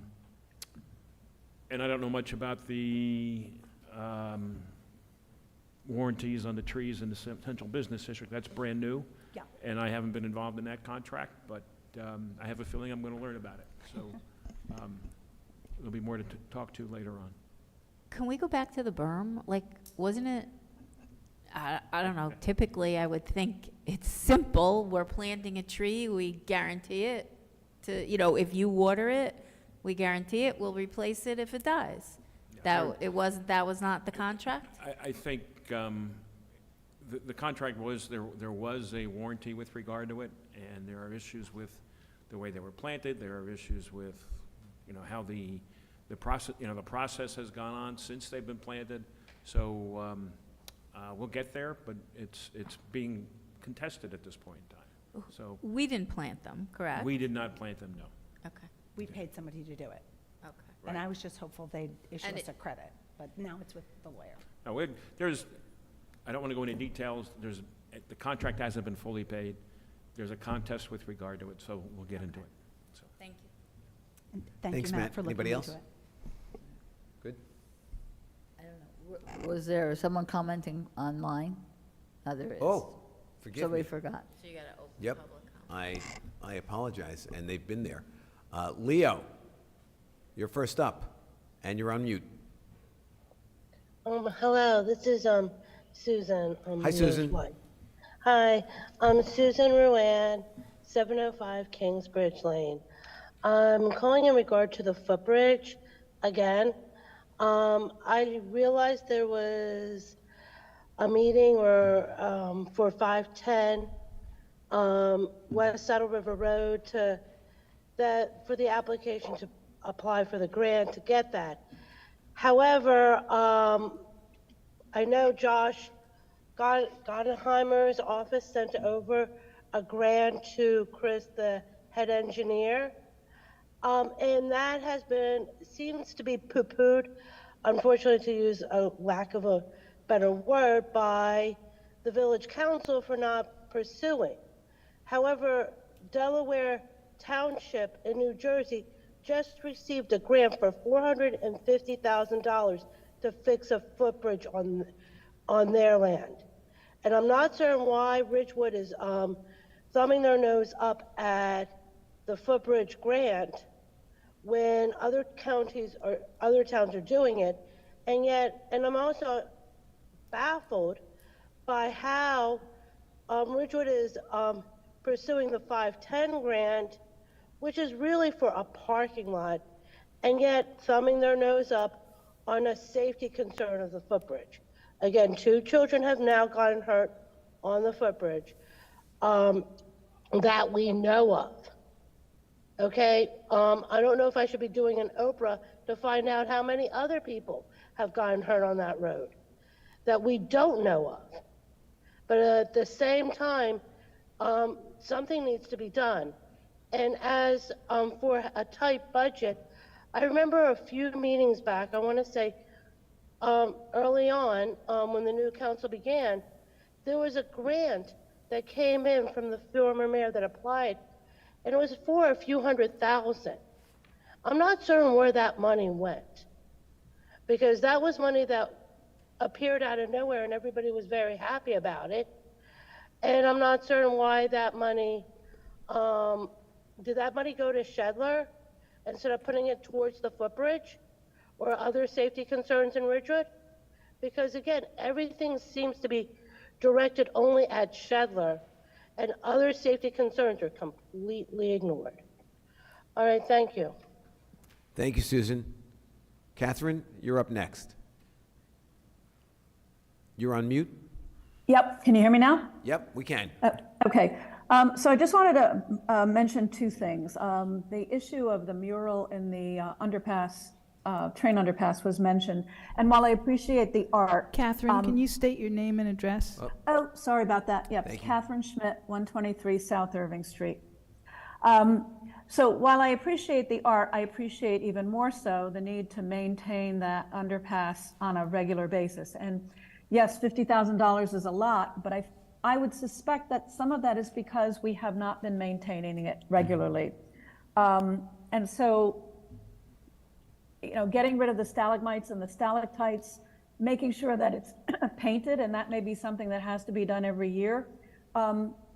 I think if we simply added those improvements on an annual basis, it would be such a much better walkway to begin with. And then at some point we could think of enhancing it. The other thing I wanted to talk about was I was very surprised, and I think I sent a note to some people. Yet again on South Irving Street, there's a big, beautiful tree that the owners have been told has to be removed because of the size of the roots. And when I talked with the owner, I was really surprised that all the work we did to investigate the concept and experiment with the concept of porous sidewalks was not even presented to her as an option. So I hope that, even though I know that this is still an experiment, I would hope that this can be on the agenda and something that we regularly talk to homeowners about before we make a decision that a tree has to come down simply because the roots are too big. Apparently there's nothing else wrong with this tree except the roots are too big. So thank you. Thank you, Catherine. Rurik? And you're on mute. Here we go. Yeah, Rurik Halaby, 1 Franklin Avenue. A couple of things. One, the Bob Bruni presentation, and I have a feeling that you appeared as confused as I was. I had certainly had no access to any financial information. I tried to look things up on the web, I couldn't find them, which makes me think that I was almost listening to a lecture on Egyptian hieroglyphics. It was just totally not understandable as to what Bob was talking about. So I really think, and I've suggested this before, come September, we should have Bob have a town hall meeting in which he can talk to the village residents as to what the village finances are all about. I urge you to do that. I also urge you to reconstitute the Financial Advisory Committee. Hopefully with the new village manager, this will take place. You dodged the bullet this year with the budget. Things will only get tougher in the future. And you truly have to take a very, very fresh, basic, zero budgeting look at all village expenses. I urge you to do that. Now, as I will repeat also something I had suggested before, which is that the village council should retain an independent law firm to prepare a white paper on Shedler. Just review the history.